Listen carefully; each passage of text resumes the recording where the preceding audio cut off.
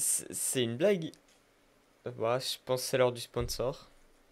Cette vidéo est sponsorisée par Cdkdeals. Sur Cdkdeals, vous allez trouver différentes licences pour des jeux, mais également des logiciels, et surtout Windows 10 Pro que vous pourrez avoir pour 2,95€ avec un petit code promo. Donc pour ceux qui s'intéressent, c'est en description. Une fois sur le site, vous créez un compte, vous cliquez sur acheter maintenant, et vous pourrez appliquer mon code promo XR20. Et comme ça, vous allez avoir 35% de réduction, et vous allez payer la clé que 12,95€. A savoir également, pour l'instant, ces clés fonctionnent également sur Windows 11. Une fois que vous avez finalisé votre commande, vous allez recevoir la clé sur votre compte. Maintenant, pour activer la clé, rendez-vous dans vos paramètres Windows, puis dans Activation, et vous pourrez rentrer votre clé. Et voilà, je vous souhaite une bonne vidéo.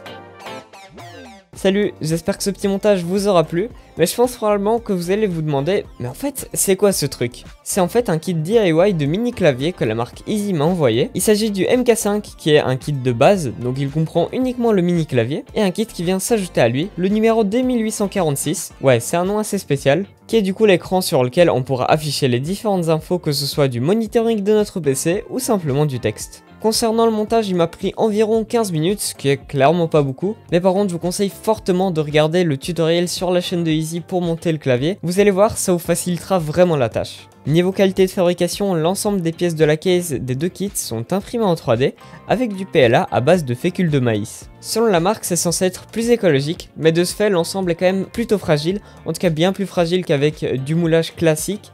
Donc il faudrait faire quand même assez attention à ne pas faire tomber par exemple le clavier, sinon bah il risque de casser assez facilement. Bon après je vois pas dans quelles circonstances vous pourrez le faire tomber, mais faites attention quand même. Sinon globalement le kit est plutôt bien fini, d'ailleurs le PCB est hot swappable, du coup pas besoin de souder les switches. L'affichage du kit est un petit écran LCD de 7 sur 2 cm avec une résolution qui s'apparente globalement à celle d'une calculatrice, donc c'est clairement pas fou. Mais bon, après ça donne un petit style rétro au clavier, et puis pas besoin de plus pour afficher juste du texte. Vous pourrez connecter le clavier avec deux ports USB-C différents, un à l'arrière du kit 2846 et l'autre sur le côté du MK5. Et pour info, bien évidemment, ça revient au même si jamais vous le branchez à l'arrière ou sur le côté. Ce beau kit va avoir deux logiciels différents pour effectuer différents réglages, un pour régler les touches du MK5, vous pourrez attribuer n'importe quelle action à chaque touche, Par contre, le RGB ne peut se régler qu'à partir des touches du clavier. Donc je vous conseille de faire un profil séparément pour régler cela et un autre sur lequel vous allez mettre tous vos raccourcis. Le deuxième logiciel servira pour régler l'affichage de l'écran. Vous pourrez y faire afficher du simple texte ou directement les températures et les charges de vos composants, tels que le CPU, le GPU ou encore la RAM.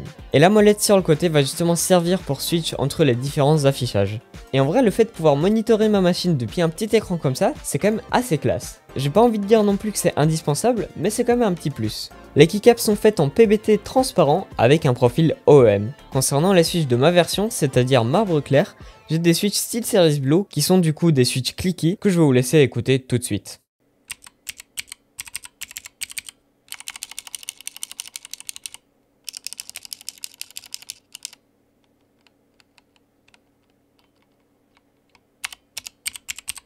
En revanche, concernant les autres versions du MK5, j'ai pas vraiment d'infos sur quel switch il y a exactement dans chaque version, puisque des versions, il y en a quand même vraiment pas mal.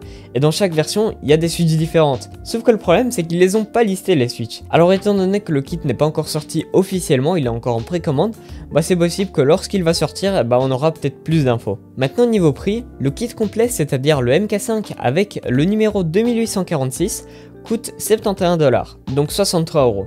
Et en vrai, c'est un prix qui n'est pas encore trop excessif pour un kit de ce type. Alors bien évidemment, on peut pas comparer ça à un clavier classique, vous allez pas du tout l'utiliser de la même manière.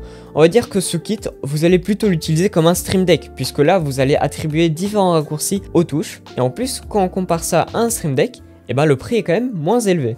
D'ailleurs, si jamais le kit numéro 2846 ne vous intéresse pas forcément, eh ben il existe d'autres qui fonctionnent avec le MK5. Le numéro 1 qui est un support pour Apple Watch et le numéro 2 qui a simplement 2 molettes réglables. Après, si jamais vous êtes intéressé uniquement par le MK5, eh ben vous pourrez l'avoir pour 30 $, donc 26 €, ce qui est vraiment pas cher pour ce que c'est. Mais donc voilà, on arrive au bout de cette vidéo, j'espère en tout cas qu'elle vous aura plu. Bien évidemment, vous allez retrouver tous les liens en description, mais donc voilà. Si jamais la vidéo vous aura plu, eh bien pensez à mettre un petit pouce vers le haut, également vous abonner à la chaîne si ce n'est pas encore fait, pensez aussi à rejoindre mon serveur Discord qui se trouve bien évidemment en description, également au Twitter qui est toujours juste en dessous. Sur ce, eh bien moi je vous dis à une prochaine vidéo, ciao tout le monde, c'était XR.